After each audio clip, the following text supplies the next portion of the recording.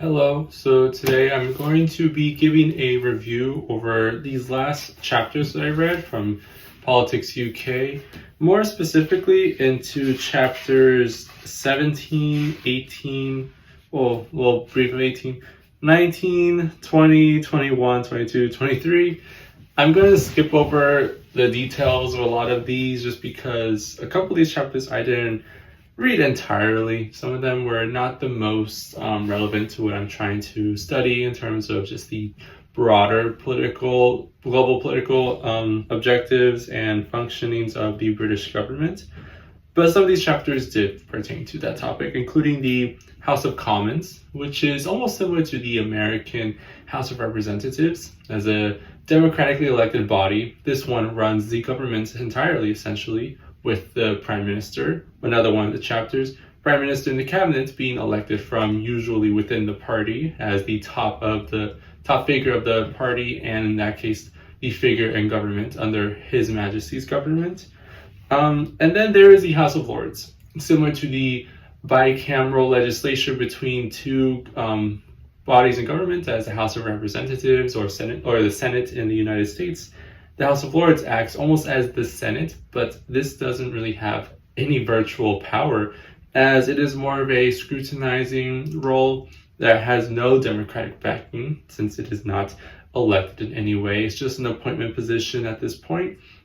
But the House of Commons is the one that really does work. And as I said, the core executive of this will come from this party, which is the Prime Minister, and they'll elect their members of cabinet, usually from within government or even outside. But from the reading of these whole chapters, it seems that in order to really make it to the top position in government,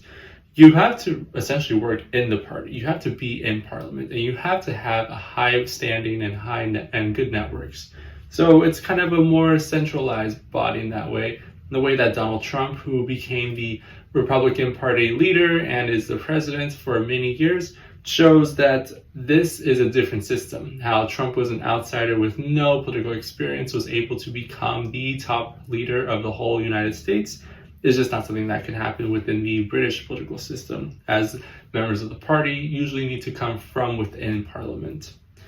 Additionally, the chapters also go into the ministers and departments that are also working with, but some see as having very little power compared to the ever-growing power of the Prime Minister and Cabinet. And also there's a little bit on local government, which we went into with related things of devolution, but this one goes more into the local structures, as well as the judiciary and how the legal system works, and how we did discuss this in another video about how,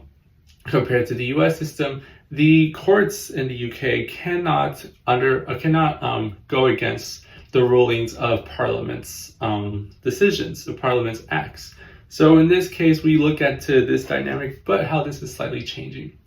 And that's basically my brief summary of this chapters that I read through, and now I'll go into the analysis. So the UK political system, by contrast to the United States one, shows an affinity towards expertise within government. This is an interesting dynamic that I have not seen in the United States context. So this dynamic we can see best played out in the House of Lords tradition, as being from originally an entirely hereditary body to its now position as being an expertise base for scrutiny and just for additional support for bicameral legislature, albeit this is more of a one-sided unicameral legislature with the House of Commons mainly in charge of Parliament.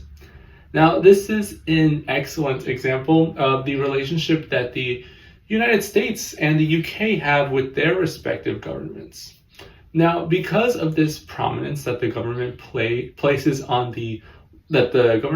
the lives of the British people,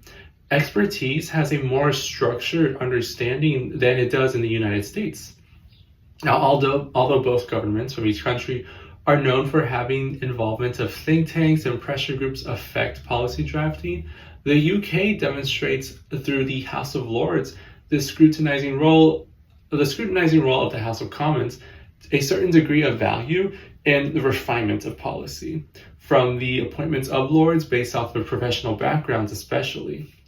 Now, this proposes an interesting dilemma in how expertise is thus perceived from a top-down approach for the sake of the House of Lords composition in the United Kingdom versus almost the kind of bottom-up but also top-down mix approach in the United States systems. So the utilization of expertise in British politics is almost incomprehensible to the American system of something like this scale, because expertise defined by Parliament's understanding shows a sense of denying the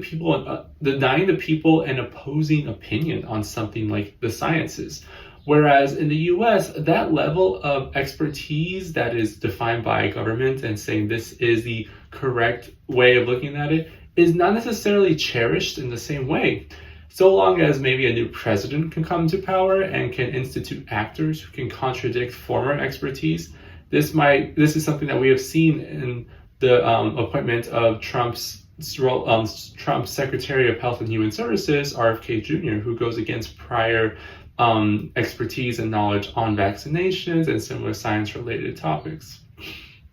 Also, the value in having expertise in members for the House of Lords is something that shows the general, what I would consider as an American overreach, or maybe it could just be considered by some Britons as a necessary support system from government that has never been popular in the American political history. This dates back to the very revolution that seeked independence from the large British government.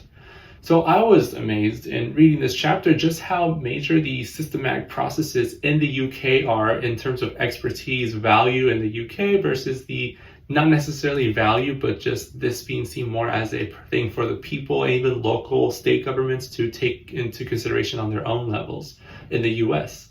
And how the government has so many entrusted powers in the UK system that in the US, that would go against the Founding Fathers' goal for maintaining the minimal level of governance and governmental power. So it's a very interesting dynamic that we've seen live on from that time in 1776 to basically almost 250 years later, where this is still the general approach towards government involvement in the British politics, even for the conservative side, which is the slightly more anti-government side. So from reading these chapters on the cabinet, then the prime minister's party, the ministries and departments, power in a way declining, and even local governments not everlasting, but since growingly less important role compared to the central importance of government. The Premiership of the UK is also becoming a growingly powerful body in all of these moments and in recent years still. So Thatcher, of course, was a revolutionary figure who secured this more centralized authority from the Falkland Wars Declaration and the Union Powers Dispute. Blair proceeded with this trend by working more unilaterally with his government, especially in cabinet meetings that were brief and aimed to serve his interests rather than work collectively. And Johnson during the pandemic especially, which reaffirmed his power from a lack of government's ability to convene collectively at its usual pace due to lockdown restrictions and other COVID impediments. This type of concentration of power in the executive can be best explained, as the author has, and I see how, as a reaction to the globalization that is pushing powerful nations like the UK to ensure their sovereignty is not threatened, and that it is best exercised by having what many voters desire in the so-called strongman leaderships that we are seeing in the world, or what we also refer to as leaders who position themselves as firm and centralizing figures for the nation to be led by. This is something we see with Trump in the US or Erdogan in Turkey. So Starmer, now the Prime Minister, does seem to be working on a more cooperative scale with his cabinet, but this trend in including in leaders ensuring power in one central figure is something that we continue to see unravel elsewhere. Now, like I said, Trump and his many overarching executive actions, including the deployment of the National Guard in parts of the United States, and even France's Emmanuel Macron, who has prided himself as a distant Jupiterian president, even in the midst of government instability. As the world continues to become more globalized and we grow more connected than before, the risk of danger surely increases. And it's interesting that as a reaction to this rapid change that has never been before seen, leaders and voters seek strength in a central leadership to defend their respective countries. And it's worth considering whether broader politics are playing out here in the debate over those who embrace globalization and those who react negatively to these changes and wish to see strong leaders unite the country amidst so much uncertainty. This then makes me wonder where this leaves the multilateral global organizations that the world developed in the post-World War II era, where the goal for the whole world was essentially that in order to prevent another disastrous war as what had happened twice, there was a consensus and the establishment of international bodies like the United Nations to ensure diplomacy is carried out before violence. But now that those organizations are treated almost negligibly, it comes into questioning what are the points of these organizations, or at least what direction will they take now. Now, this might be because the UN has proven itself, incapable to preventing some of these disastrous wars from happening or worsening, as happened in the Rwandan genocide in the 90s, or even the lack of firm action against Israel or even Hamas, really, during the war from 2023 to essentially now. But rather than a growing aim to ensure effective and cooperative global governance, people, as in voters and just anyone of the global citizenry, are turning more towards within their country in some places as a secure space to confide in rather than the international bodies.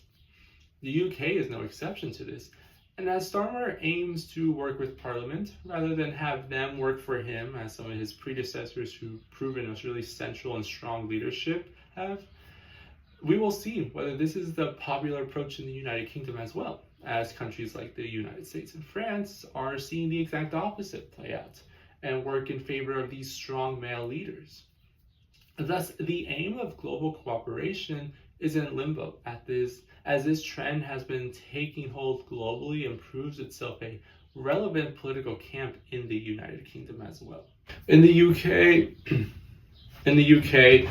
the courts have historically been dependent and yielding towards parliamentary sovereignty, and thus they can't act against the government, as opposed to the relationship between the American counterparts of that Supreme Court with the American government, which can go against it. Now, the UK courts are actually gaining more autonomy than before, especially in the recent 21st century. And this includes even the construction of a separate court building near Westminster, but this now proposes a new question regarding power structures and democracy that can have some light shed on it by looking at the American example.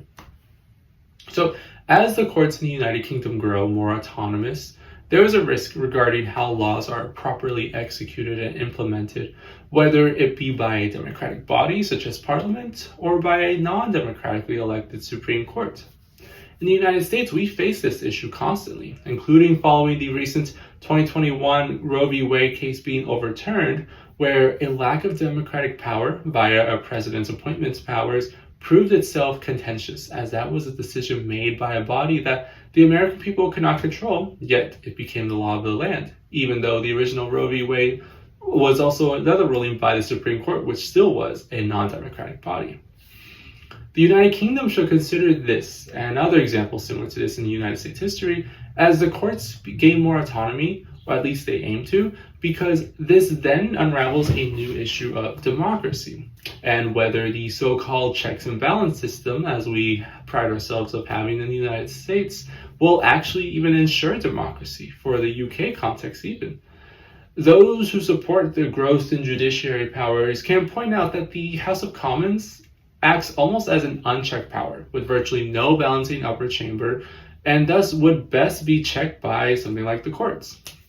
But those against might point out that this does more than check the House of Commons. It checks democracy, which can entail pushing back against popular actions. Now, Britons must confront this issue as the courts gain power and which avenue of democracy is most appropriate for their country. If the aim is to exercise strong democratic power that can be perceived as unchecked or even majoritarian to a certain extent, or to balance democratic tendencies with the courts, even if these courts' decisions shape UK policy without even being democratically supported. much like the House of Lords was in some respects, which they in turn try to avoid now with the growth in power for the House of Commons. What's interesting is now the UK is in a way confronted with this similar House of Lords non-democratic body in government as the courts gain more power, and whether this is the better alternative or what this will just in general entail for the democracy in the United Kingdom. Thank you for watching, and I will see you in the next one.